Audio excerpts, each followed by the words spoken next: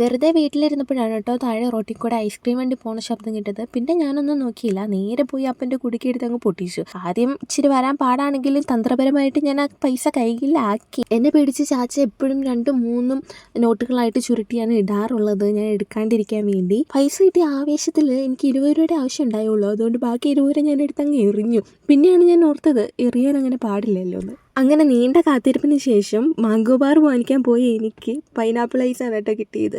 പണ്ട് ഈ ഐസ് വണ്ടിയൊക്കെ പോകുമ്പോൾ എനിക്ക് ഒരു ഐസ് വാങ്ങി താട്ടെ അമ്മയെന്നും പറഞ്ഞ് കരഞ്ഞൊരു ഓർമ്മയാണ് ഈ ഐസ് ഇപ്പോൾ കഴിക്കുമ്പോൾ ഓർമ്മ വന്നത്. പിന്നെ എല്ലാം ഇങ്ങനെ ഷടപടേന്നാക്കി ഞാൻ പെട്ടെന്ന് പണിയൊക്കെ ചെയ്തു.